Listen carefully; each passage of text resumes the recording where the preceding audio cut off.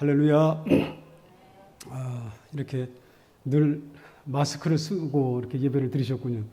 저희 러시아는 한국보다 10배, 100배 정도 그렇게 많이 환자가 나오는 것 같아요. 그런데 거기는 빼도 됩니까? 예. 제가 근데 러시아는 마스크를 안 써요, 사람들이. 저희보다 한 100배, 어떤 데는 100배 정도, 한 수십 배 정도는 지금도 많이 발생하거든요. 근데 그러다가 이렇게 이제 그래도 위험하죠. 그런데 한국에 나오니까 국민들이 너무 다들 착해요. 다 써야 됩니다. 그럼 다른 사람을 위하여 다 이렇게 착용하고, 그래서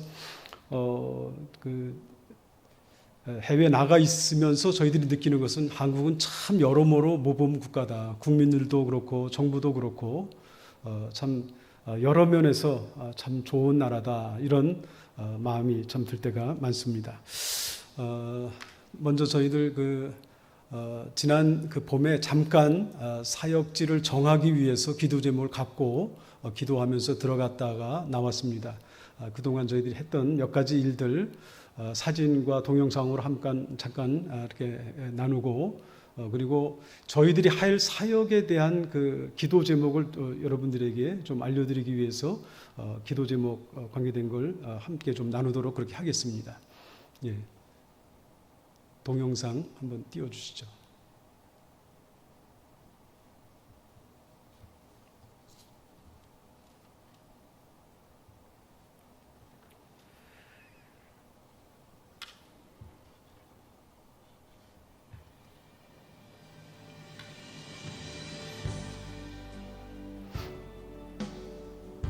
저희 사역지, 지금 이제 대한민국이 보이죠? 예, 여기서 멀지 않습니다. 비행기로 한 2시간 반, 여기서는 한 2시간 반, 3시간 되는 연해주 땅입니다. 오른쪽 바다 옆에 아주 길게 있는 땅입니다. 도로가 거의 없는 곳.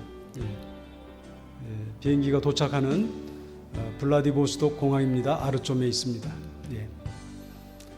블라디보스톡 시내는 밑으로 한 40분. 지금은 우스리스크 쪽에 있습니다. 저쪽에 우스리스크, 약 1시간 10분 거리 공항에서 떨어져 있습니다. 저희들이 사역지는 우스리스크에서 약 또 1시간 약간 오른쪽으로 이바노프카라고 하는 마을입니다. 저 빨간 집 약간 밑에 쪽이 지금 저희가 이제 머물 또 일할 사역지가 되겠습니다.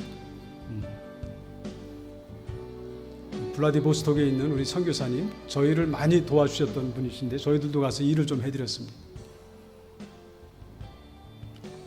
우리 교단 여성교사님 혼자서 사역하시는 곳에 가서 온실을 지어드렸습니다.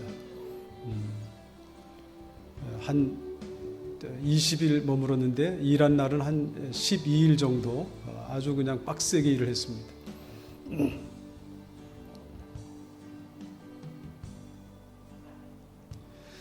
러시아는 겨울이 길어요. 노지에서 일을 재배를 하면 작물이 한 3달 반 내지 4달밖에 살지 못해요. 그런데 이제 저렇게 온실을 갖게 되면 2배 정도 야채를 기를 수가 있죠. 한 7달 내지 8달 정도는 농사가 가능해집니다. 비닐로 된 이중 판넬을 지금 벽과 천장에 다 이렇게 붙이게 됐습니다. 문도 내서 바람도 잘 통하게 하고 이렇게 했습니다.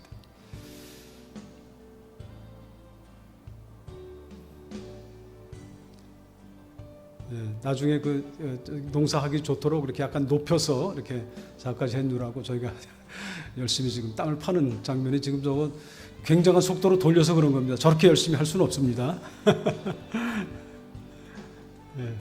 저희 아내는 감독 겸 데모도 하느라고 수고 많았습니다. 그 교회에서 같이 예배드리고, 제가 지금 러시아어로 저거 얼마나 많이 연습을 했는지 모릅니다. 짧은 시간에 러시아 말이 익숙하지 않은데 축도는 짧으니까 외웠습니다. 그래서 우리 러시아의 지금 목사님들, 교인들 같이 했습니다. 여기는 하롤이라는 약간 좀 북쪽으로 떨어진 곳인데 작년에 저희가 양계장을 지었었고 이렇게 부족한 부분이 있어서 천막 작업을 여기는 또 다른 지역입니다. 블라디보스톡에서 동쪽으로 떨어져 있는 마을인데 여기도 임마누엘 교회인데 여름철 아이들 캠프 행사를 앞두고 공사를 마무리 짓지 못해가지고 일꾼들은 다 가버리고 그 다음에 코로나 때문에 못 들어오고 그래가지고 부탁을 해서 저희가 한 2, 3일 정도 가서 일을 또 해드렸습니다. 저희들이 사역하게 될 그 지역 교회의 모습이고 교회 2층에 있는 모습이고 안의 모습입니다. 그 교회의 팻말 이름이 임마누엘 교회입니다. 임마누엘. 교인들, 집사님들하고 사역자들 같이 찍었습니다. 텃밭이 있어서 좀 풀을 매드렸습니다. 한 40일 정도 이렇게 저희가 머물렀고 5곳 한 7개 지역을 방문을 했고 그 다음에 5곳에 가서 일을 좀 도와드렸습니다.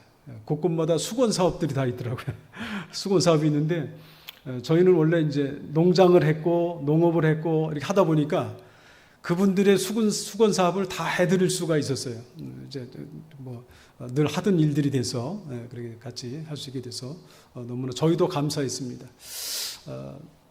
저희가 사실은 그 자원하는 머슴처럼 우리 여러 선교사님들 현장에 부족한 부분을 가서 채워주면서 일을 하면 되지 않겠나 그런 생각이 있었습니다. 그런데 하나님께서 이번 방문에 저희들이 사역할 곳을 이렇게 따로 예비해 놓으시고 전혀 기대하지 않았던 곳으로 인도해 주셨습니다. 이제 그 기도 제목 좀 잠깐 띄워주시면 좋겠습니다.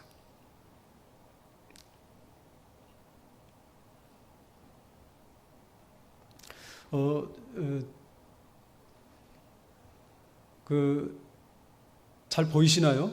저는 이게 그렇게 좀 멀어가지고 잘 보이질 않네요. 여기 뒤로 잘 보이네요. 예. 이 앞에 위에 있는 이 세 가지는 저희가 남아있는 한 8년, 9년, 10년 어간의 이 사역을, 연해주 사역을 어떠한 목표를 가지고 할 것인가 지난 몇 년 동안 계속 기도하면서 이렇게 했던 내용입니다. 앞으로도 이건 장기적으로 계속 할 그런 기도 내용인데 한알민, 좀 뭐 이상하잖아요. 한알민.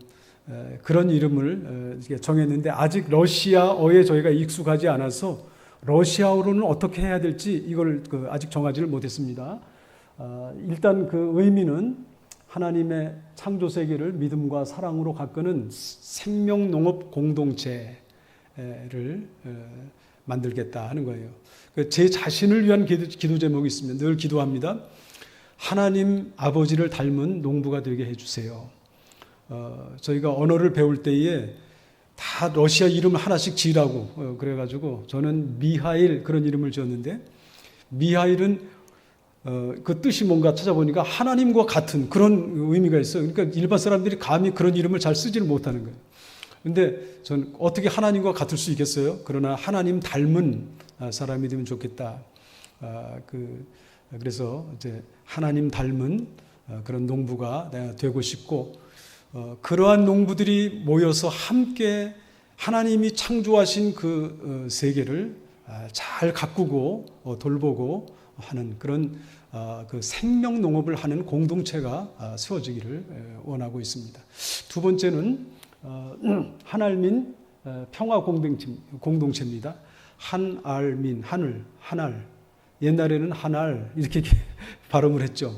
지금은 하늘 그렇게 하지만 하늘민, 하늘 백성. 하늘의 백성은 평화에 땅에서 평화를 이룰 때에 하나님이 영광을 받으실 것이다. 예수님의 이름 가운데 예수님의 이름을 예수로도 지었지만 임마누엘 그렇게 지었잖아요. 예수님께서 이 땅에 오셨을 때에 천사가 전해준 소식이 있습니다. 지극히 높은 곳에서는 하나님께 영광이요 땅에서는 기뻐하심을 입은 사람들 중에 평화다. 땅에서 평화의 역사를 이룰 때에 하나님이 영광을 받으시고 기뻐하실 줄 믿습니다. 그래서 저희가 그 생명 농업을 하는 그런 마을, 그런 교회, 그런 공동체에서 가꾼 그 생명의 양식을 평화라고 하는 것은 양식이 골고루 필요한 사람에게 다 흘러갈 때 평화가 일어납니다. 평화라고 하는 한자의 그 의미가 그래요. 화자를 보면은 곡식을 의미하는 그 글자와 입구, 사람의 입에 먹거리, 곡식이 들어가야 화평이 있을 수 있습니다. 근데 이 평화는 넓게 공평하게 모두에게 이런 일들이 가능해야 하는데, 저희가 이제 기도하는 바는 이곳에서는 지금 북쪽이지만 그곳에서는 남쪽이 될 수 있겠습니다. 북한 쪽으로 이러한 생명의 양식이 흘러나가는 그런 아름다운 평화의 공동체가 되기를 원하는 그런 마음이 있습니다. 그리고 이제 저희가 심호하게 될 그 교회, 그 지역 이름과 교회 이름은 임마누엘이에요. 임마누엘. 하나님이 우리와 함께 하신다. 그 교회 교인들이 그런 역할을 감당하면 좋겠고요. 이바노프카라고 하는 마을이에요. 이바노프카. 근데 이 마을의 이름이 하나님은 광대하시다. 그런 뜻이에요. 얼마나 이름이 멋있어요. 하나님은 광대하시다. 하나님의 은혜와 하나님의 사랑은 광대하시죠.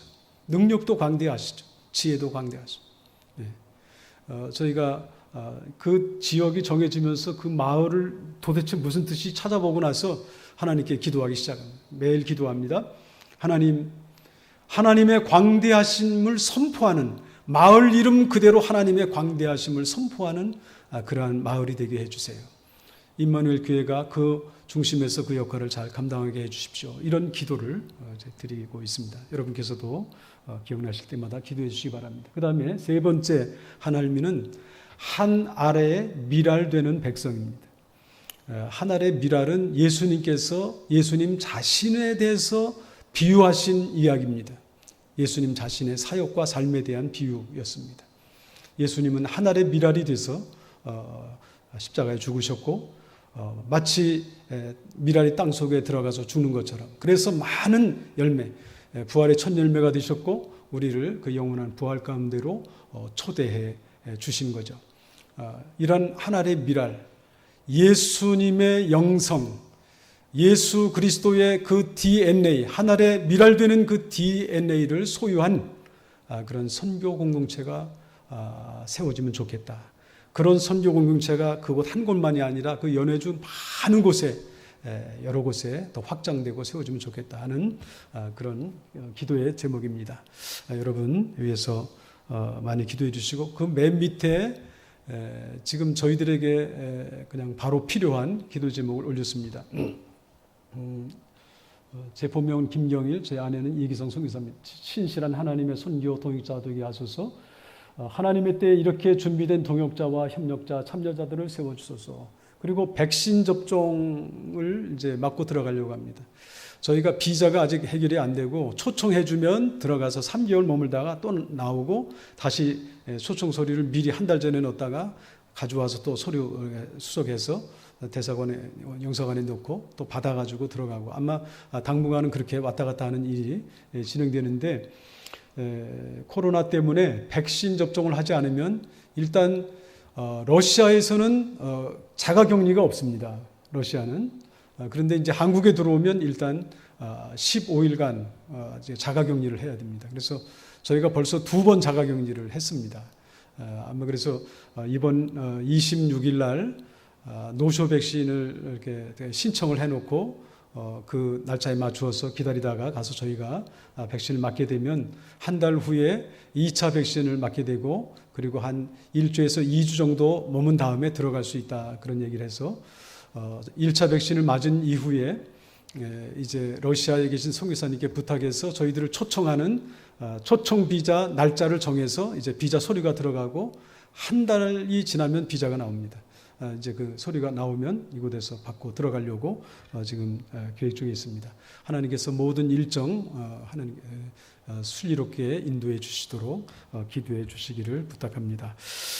오늘 말씀을 함께 잠깐 나누도록 하겠습니다. 저희 그 어린 시절에 그러니까 한 50년 전 아니면 3년, 4년 전쯤 되지 않겠나 싶습니다. 가장 먼저 봤던 영화, 그 영화는 아마 반공 영화였던 것 같아요. 저희가 다니고 있는 그 옛날에 그 국민학교, 지금으로 하면 초등학교죠. 학교 자리에 온 면민들, 여러 리에 있는 사람들 다 불러 모아놓고, 학생들, 어른들 다 불러 모아놓고, 정부가 보여주는 그런 영화가 있었습니다.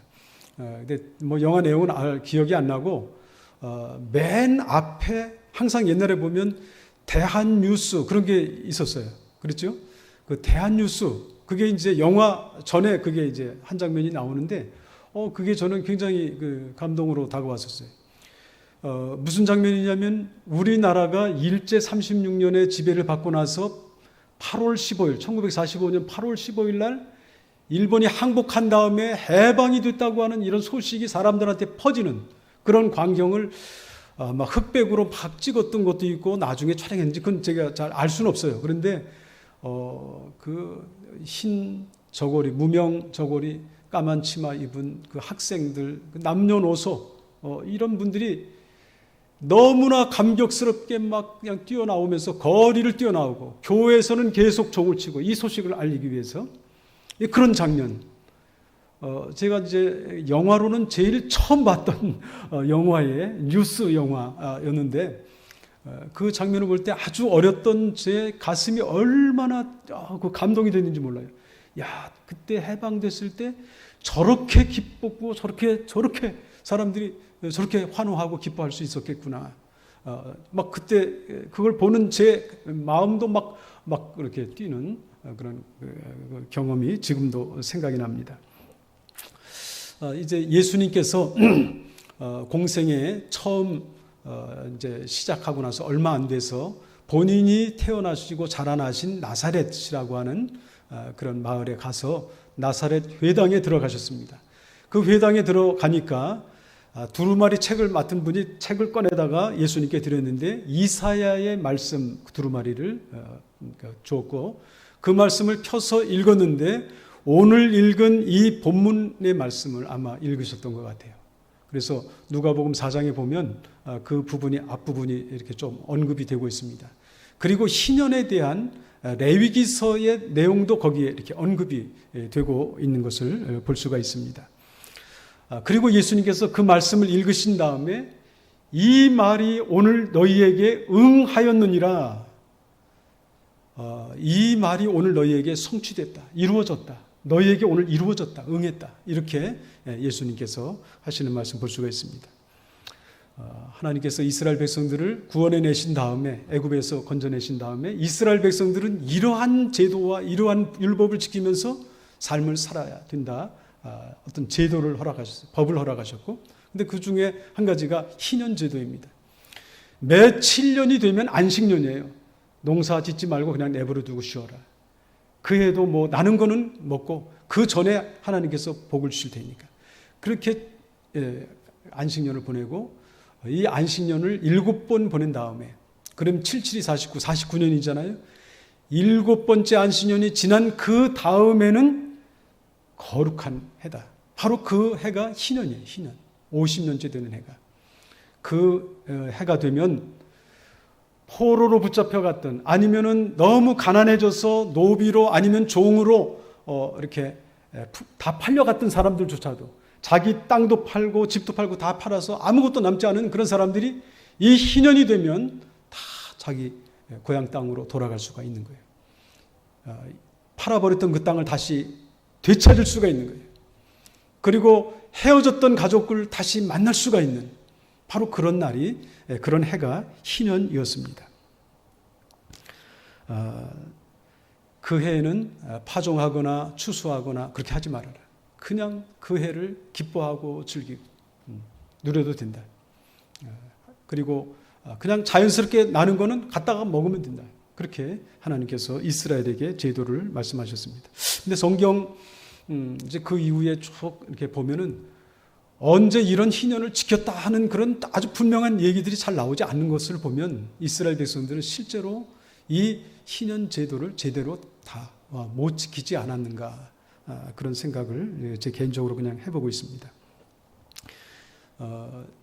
희년으로 주님께서 이 세상에 오셔서 우리를 희년으로 초대해 주신 겁니다. 희년으로 불러주신 것이죠. 어쩌면 우리 민족에게도 예수님의 복음의 전파와 함께 주님의 초청이 우리에게 임한 것이죠. 희년으로 우리를 초대해 주셨습니다. 저희 어린 시절을 생각해 보면 산에 나무가 없었거든요. 다 뜯어다가 불 떼느라고 나무가 없었습니다. 나무를 다 찍어다 떼고 그 다음에 남은 등걸 같은 것도 다 해다 뽑아다가 이렇게 불을 떼야 겨울을 낼 수 있었기 때문에 산에 풀나무만 났던 그런 기억이 있습니다.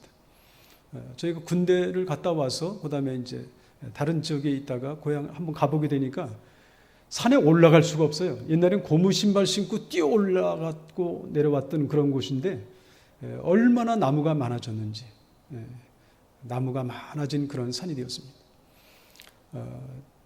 피폐해진 우리 한국 땅, 또 일제 36년 지나고 또 6.25 남북 이 동란 겪으면서 그야말로 초토화되었던 이 나라. 그래서 향후 100년 동안 이 나라는 재개하기 어려울 거다. 어떤 신문 기자는 그런 얘기를 했다고 그랬죠. 불가능하다. 그런데 이렇게 하나님의 은혜로 참 풍성함을 누리는 나라가 됐습니다. 코로나 때에도 우리 이 나라는 제가 이렇게 뉴스 많이 듣지는 못했는데 간혹 보고 듣고 이렇게 한 거 보니까 코로나 시절이 오면서 우리나라가 선진국 대열에 들어갔다. 무슨 8개국에 들어갔다. 이런 얘기가 막 들려요. 코로나 때인데.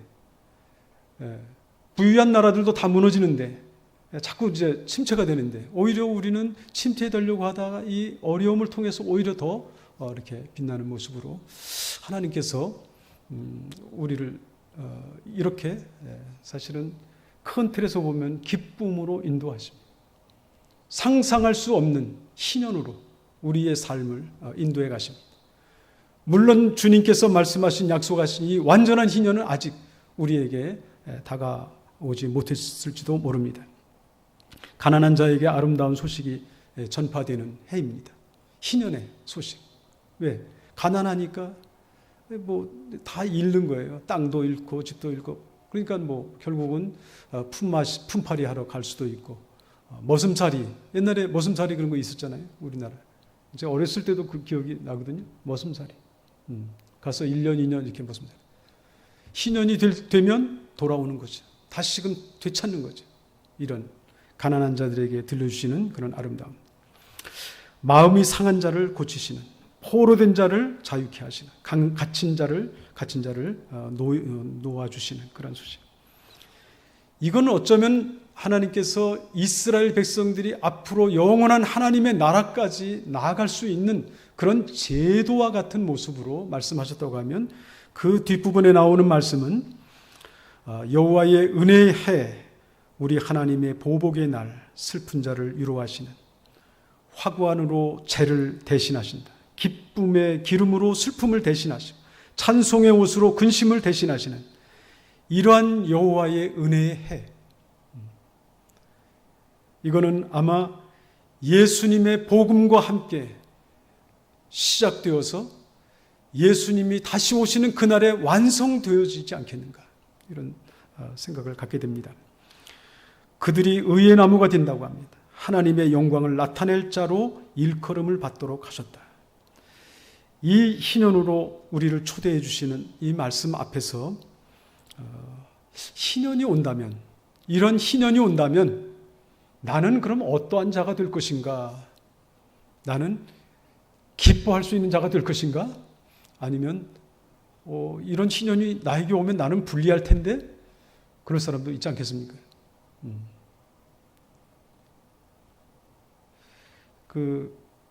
기뻐하거나 너무 기쁘고 감격하고 막 그렇게 하거나, 아니면 뭔가 이게 이 날이 오면 좀 이상이 자기 것을 놓아 주어야 되는 건데, 주어야 되는 건데, 내 것으로 이렇게 가두고 있던 것을 풀어 놔줘야 하는 그런 희년의 역사. 앞에서 우리는 어떤 반응을 보이게 될 것인가 하는 이런 생각도 가져봅니다. 여호와의 은혜해는 곧 우리 하나님의 보복의 날이기도 합니다. 하나님의 공평과 정의, 의의 역사, 은혜의 역사, 심판과 구원의 역사는 따로따로 막 이렇게 오는 게 아니라 사실은 동시에 임할 수도 있습니다. 동시에. 그리고 이제 그 두 번째 부분, 뒷부분 61장 4절 이하의 말씀 보면 희년의 약속을 이루어 갈 자로 우리를 또 초대하신 것이다. 예수님께서 오셔서 이 희년을 우리에게 주시는 거예요. 우리에게 이 희년으로 오라고 우리를 초대해 주신 거잖아요. 우리가 그 희년의 역사 속으로 들어갑니다. 근데 또 한 가지 초대는 이 희년의 역사를 이룰 자로 초대하시는 거예요. 주님께서 그 역사를 이루시면서 주님과 함께 더불어서 이 희년의 역사를 우리 이 인류 역사 가운데 나라와 민족 백성들 가운데 펼쳐나갈 하나님의 사람으로, 선교의 사람으로, 복음의 사람으로 우리를 초대하신 것이다. 부르신 것이다. 이렇게 생각이 되어집니다. 황폐하였던 곳을 다시 쌓을 그런 것. 무너진 곳을 일으킬 것이라고 말합니다. 대대로 무너져가지고 그냥 황폐한 모습으로 되어 있던 곳을 다시 중수하는 역사가 일어나야 된대요. 하나님의 이 희년의 역사에 참여하는 자들이 일어나면 이 일을 이루게 될 것이라 말씀하고 있습니다. 저희가 중국에서 이렇게 나와서 어디로 가야 하나. 근데 세계 여러 곳에서 초빙을 한 곳이 많습니다. 중남미, 아프리카, 중동, 동남아시아 다 와달라고 그러는데 저희 마음이 이렇게 자꾸 북쪽 저 끝에 있어요. 그래서 사실 멀리 못 갔습니다. 저희 입장에서는 연변에서 연해주로 간 거예요. 연변은 바로 그 연해주 옆에 이렇게 밑에 옆에 붙어 있는 거예요. 그런데 그 연해주에 가서 이렇게 보니까 바로 그곳이 황폐해진 곳이더라고요. 옛날 과거에 우리 민족이 터전이었던 그 땅이었고요. 가까운 역사, 150년, 160년 전부터 우리 고려인들이 이 땅의 그 어려움을 넘어서기 위해서 그 땅으로 나아갔던 곳이에요. 그래서 땅을 개간하고 마을을 이루고 살았던 100개, 거의 200여 개 가까운 수십여 개 마을, 한 지역별로 수십 개 마을들이 이렇게 있었었는데 지금은 그 마을들이 거의 많이 무너져 있죠. 차를 타고 지나가다 보면 이쪽은 분명히 마을들이 큰 마을이 있었을 곳인데 산에 나무 꼭대기에 조금 있고 다 들이고 밭들인데 농사가 지금 되지 않고 있죠. 다 황폐해진 곳, 무너진 곳, 희년의 역사. 이 희년의 역사는요, 그렇게 황폐해진, 무너진 그런 곳이 다시금 회복되는 거예요. 살아나는 거예요. 살려내는 거예요. 사람 살만한 곳으로 바뀌어지는 것이죠. 그런 역사가 일어나는 것이죠. 고려인들 그 문화회관이라는 게 있어요. 우스리스크에 가면 물론 크진 않고 작은데 그 안에 여러 그 과거의 역사, 그 아픈 역사를 담고 있습니다. 그 전 세계의 디아스포라가 되어서 흩어진 우리 같은 민족들이 많이 있잖아요. 하와이에도 갔었고 중국으로도 갔었고 일본으로도 갔었고 많이들 흩어졌습니다. 그런데 이 러시아로 갔던 이 고려인들만큼 마음의 상처가 여러 번 있었던 민족은 없는 것 같아요. 그분들이 그곳에 가서 땅을 옥토로 개간하고 농사를 짓고 이렇게 살았는데 1938년쯤 되나요? 그때 스탈린이 집권하면서 민족을 이동시켜 버렸습니다. 옛날에 페르시아 나라처럼. 단지 고려인만 그러지는 않은 것 같아요. 다른 지역 민족도 막 섞어버린 거예요. 막 흩어버렸습니다. 어떤 분들 얘기하는 얘기를 들으면 그분들이 농사를 다 지어서 풍년이 돼가지고 이제 추수를 하면 되는데 추수하기 전에 몇 시간 안에 다 모여 해가지고 급하게 다 그냥 모여가지고 그냥 화물 열차에 실어 보냈습니다. 먹을 거 주고 물 주고 실어 보낸 게 아니고요. 그냥 화물 열차에다가 실어 보냈습니다. 가다가 많은 분들이 이제 죽게 됐고 죽으면 장례 지낼 수도 없고 그 다음 선은 역에서 던져버리고 그리고 가고 숱한 사람들이 죽었고요. 추운 그 겨울에 시베리아 벌판 지나서 저기 요즘 우즈베키스탄, 키르기스탄, 타직스탄, 카자흐스탄 이런 데 가서 그냥 뿌려버린 거예요. 씨앗 뿌리듯이 그냥 던져버린 겁니다. 땅 파고 겨울을 나고 움직을 짓고 살아나고. 그럼에도 불구하고 씨앗만큼은 아마 다 먹어버리죠. 굶어 죽어도 그 씨앗을 가져와서 가꾸고 살아남고 이렇게 해서 다시금 그 러시아 땅에서 아주 우수한 민족, 농사를 가장 잘하는 민족, 그런 자리까지도 이렇게 올라가는 거예요. 자리를 잡고 다시 번성하기 시작했습니다. 그랬는데 러시아가 개혁 개방하게 되니까 그 지역에 있는 나라들이 다 자기 민족주의로 다시 회귀를 합니다. 어제까지 써오던 러시아 말을 이제 쓰지 말라. 학교에서 교수들이 가르쳤는데, 선생으로 가르쳤는데 이제 그 말씀 안 된다. 그러니까 어떻게 합니까? 그 민족은 자기 말을 쓸 수 있지만 러시아 말만 사용해야 된다. 그러니까 다시금 또 이제 그 옛날 그들의 할머니, 할아버지가 떠나갔던 그 땅, 원동이라고 했던 땅, 지금의 연해주, 그 땅으로 그분들은 또 모든 쌓아놨던 재산 이런 거 뭐 그냥 다 떠놓고 열심히 일해서 돈도 모으고 그래서 뭔가 계획을 세우고 이렇게 하면 우리 자녀들도 이렇게 잘 키우고 할 수 있겠지. 돈을 잘 모았는데 어느 한순간에 그 민족 사람들은 화폐 개혁이 있을 것을 알고 미리 가서 다 이렇게 저렇게 해가지고 다 조처를 취하지만 우리 고려인들은 그런 정보가 약하니까 없었어요. 몰라요. 그리고 어느 날 그것은 다 휴지 조각, 종이 조각이 됐다는 거예요. 그래서 아끼고 모았던 그것을 아궁이에다가 불을 떼는 심정을 알 수가 있겠냐고. 그런 간증을 하시는 분이 계시더라고요. 그런 심정을 우리가 알 수 있을까요? 그러니까 아픔이 참 많은 민족이에요. 이제 그런 역사들 이렇게 이제 잠깐 이렇게 둘러보고 어떤 선교사님이 이거는 꼭 봐야 된다고 그래. 저희 처음 갔을 때 보게 됐어요. 그 마음이. 그럼 하나님께서 왜 우리 고려인들은 왜 이렇게 아픔이 많나요? 안 믿는 사람들이면 팔자가 나쁜 사람입니다. 근데 복음안에서는 팔자는 안 맞잖아요. 팔자가 아니잖아요. 딱 한 가지밖에 없는 것 같아요. 고난 속에서 이렇게 그것은 단련하시는 것이다. 언젠가 하나님이 쓰실 것이다. 하나님의 역사 속에서 이 민족의 역사 가운데 하나님께서 반드시 꼭 쓰실 날이 올 것이다.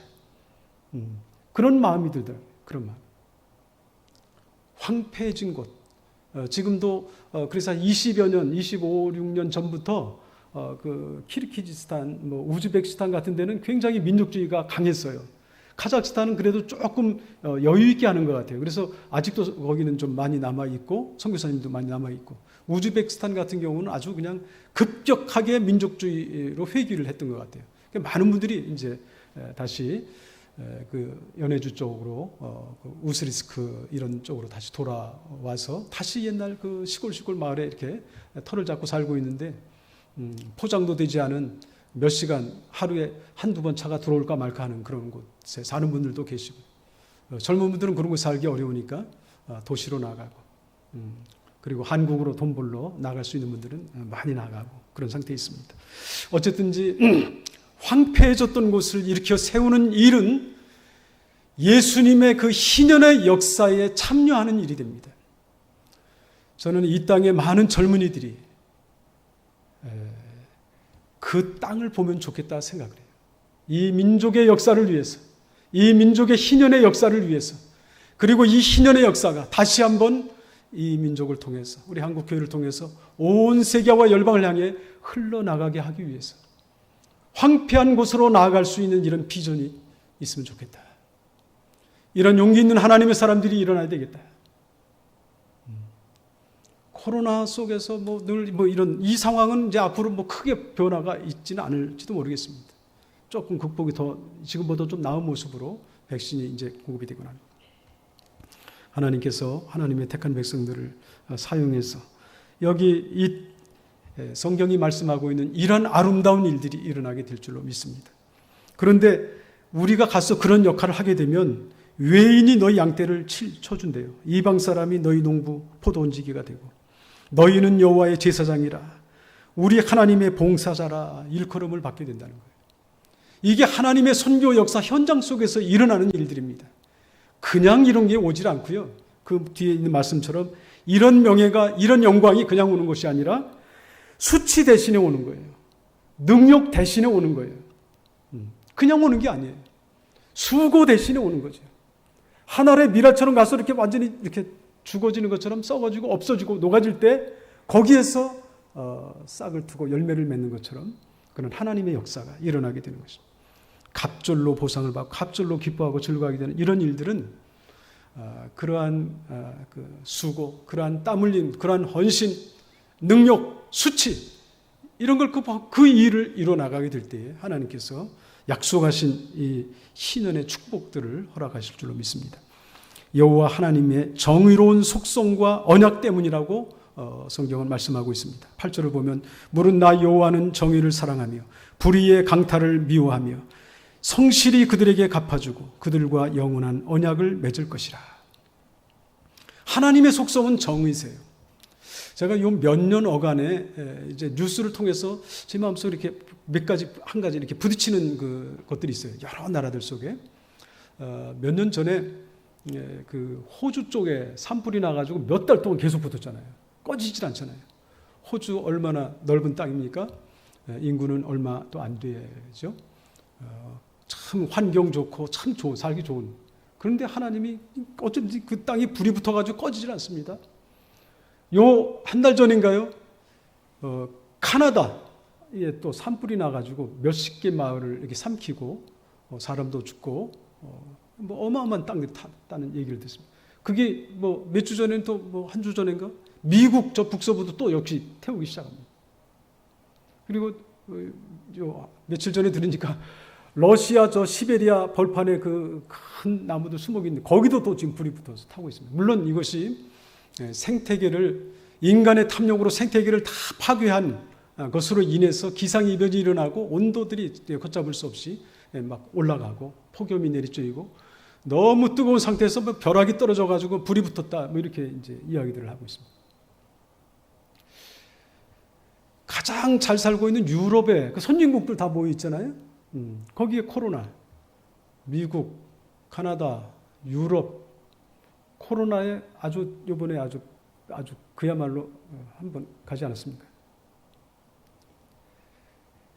하나님의 속성은 공의예요, 공의. 이건 뭐냐면 크시다는 거예요.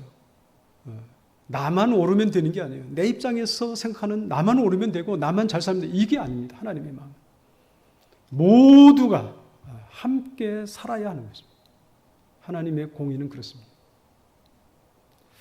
하나님께서 허락하시는 아마 그런 그 축복의 그 환경 조건들을 가지고 올바로 응답하지 못한 것이 아닌가. 하나님의 이 정의롭고 공의로운 그 놀라운 그 사랑에 올바로 응답하지 못했던 것 아니겠는가. 희년의 역사를 위해서 쓰시고 싶어 하는데 그래서 사용할 수 있는 힘과 능력 모든 환경을 허락해 주셨는데 그들이 쓰지 못한 게 아닌가. 그렇게 희년의 역사를 위해서 드려지지 못했던 것 아닌가. 그런 마음이 듭니다. 하나님 아버지의 마음은 나만 잘 되고 우리만 잘 먹고 우리만 뭐 잘나고 뭐 칭찬받고 이게 아니라는 거죠. 모든 민족에게 함께 먹고 함께 누리고 함께 기뻐하고 함께 즐거워하는 하나님의 계획은 이 희년의 역사예요. 이 놀라운 희년의 역사. 그리고 이 일을 위해서 누군가 부르시고 초대하시죠. 함께 이 일을 이루시자고. 근데 많은 나라들이 그 역사를 감당하다가 지나가고 감당하다 지나가고 어쩌면 우리 한국의 교회가 이 일을 다시 한번 감당해야 되지 않겠는가. 이런 아주 간절한 마음이 생깁니다. 이 민족에게 또 한 번의 기회를 계속 연장시켜 주고 계시다. 이런 생각이 듭니다. 아니 코로나로 다 힘든데 우리는 어떻게 거기서 선진국 대열로 올라갑니까? 원래부터 그럴 자질이 있는 민족일 수도 있겠죠? 그럴 자질을 주신 하나님, 그런 은혜를 주신 하나님 왜 주셨을까? 우리 민족이 계속해서 이 희년의 역사에 참여하는 자의 복을 누릴 수 있는 길은 실제로 이 희년의 역사에 들어가는 길입니다. 수많은 젊은이들이 여러 민족 나라 백성들을 향해서 나아가는 길입니다. 황폐해진 사람들을 그 성읍들을 가서 중건하고 살려내는 일이고요. 먹여내는 일이고요. 그들을 위해서 땀 흘리고 수고하고 힘쓰는 일입니다. 하나님의 선교, 하나님의 구원의 역사, 이 희년의 역사에 참여하는 것, 이것이 하나님이 우리에게 기대하시고 요구하시고 원하시는 역사일 것이다. 이런 생각을 갖게 됩니다. 희년의 역사에 초대받고 순종하는 백성들이 얻을 복에 대해서 9절 말씀합니다. 그들의 자손을 문나라 가운데에 그들의 후손을 만민 가운데에 알리리니 무릇 이를 보는 자가 그들은 여호와께 복받은 자손이라 인정하리라. 그냥 우리만을 위해서 막 쌓아나가고 있다고 되는 것이 아니고요. 이 희년의 역사에 초대받아서 응답할 때, 순종할 때, 우리 자신을 하늘의 미랄처럼 드릴 때 이 역사는 일어나게 될 줄로 믿습니다. 마지막에 영원한 희년의 날과 영광의 기쁨에 참여하게 될 것을 10절, 11절 두 절이 말씀하고 있습니다. 이 영광의 계획은 영원하신 하나님의 계획입니다. 요한복음 17장을 보면 예수님께서 십자가에 달리시기 바로 직전에 간절히 기도하신 그 기도의 내용들이 잘 나타나 있습니다. 하나님께서 누리시는 그 영광, 주님께서 아버지와 함께 누리시는 그 영광 가운데는 우리를 초대하고 계세요. 우리를 그 영광 가운데로 초대하신다. 우리에게 그 영광을 주시겠다는 거예요. 이게 하나님의 계획이고 하나님의 뜻입니다. 구원받은 백성으로 아름다운 영화로움, 거룩한 그 영광 누리게 하실 그 계획이죠. 그런데 모든 나라와 민족들 가운데서 희년의 기쁨에 참여할 자들이 나오게 될 것을 말하고 있습니다. 이 희년의 역사, 이 희년의 기쁨은 나 홀로 가서 누리는 게 아니래요. 함께 가지 않으면 얻을 수 없는 그런 그 희년의 기쁨, 영광이라는 것입니다. 함께 가야 돼요. 다른 민족과 함께 가야 되는 거예요. 나만 이게 안 돼요. 내 가족만 이게 아니라는 거예요. 함께 가야 됩니다. 함께. 누군가를 초대해서 함께 그 역사 들어가는 자만이 이 영원한 하나님의 그 희년의 그 자리에 나아갈 수 있을 것이다. 주 여호와께서 공의와 찬송을 모든 나라 앞에 솟아나게 하시리라. 마치 땅에 뿌린 씨앗이 싹을 내듯이 뿌려진 씨앗들 속에서 움이 돋아나듯이 많은 나라들 가운데 여러 민족들 가운데 하나님께서는 이 공의와 찬송을 솟아나게 하시겠다. 이 희년의 역사를 위해서 우리를 초대하신다는 거예요. 우리를 부르시는 겁니다. 우리 동네 중앙교회에 제가 아까 우리 목사님께 부탁을 했습니다. 청년들한테 오늘 말씀 같이 제가 드리고 싶은 얘기니까 편안하고 안일하고 어떻게 하면 조금 더 이렇게 안정된 건 없습니다. 이 세상에는. 황폐한 곳으로 가는 게 좋습니다. 우리가 해야 될 일이 있는 곳으로 가는 게 좋죠. 거기에 가서 움직이고 일을 하다 보면 하나님이 약속하신 이 엄청난 이런 명예도 영광도 복도 칭송도 누리게 될 것이고요. 뿐만 아니라 우리가 수고했던 그 땅의 영혼들이 그 땅 속에서 공의가 솟아나고 찬송이 솟아나는, 그래서 함께 하나님이 초대하신, 우리 주님께서 초대하신 희년의 그 자리, 영원한 영광의 자리로 나아가게 될 줄로 분명히 믿습니다. 이런 아름다운 역사가 이 자리에 계신 우리 모든 성도님들, 오늘 말씀을 함께 이렇게 비대면으로 또 이렇게 함께 참여하시는 모든 분들, 여러분의 삶과 또 삶의 자리 속에서 이 아름다운 희년의 역사들이 꽃 피워지고 또 열매 맺어지는 거룩한 은혜와 축복이 있기를 간절히 기원합니다. 기도하겠습니다.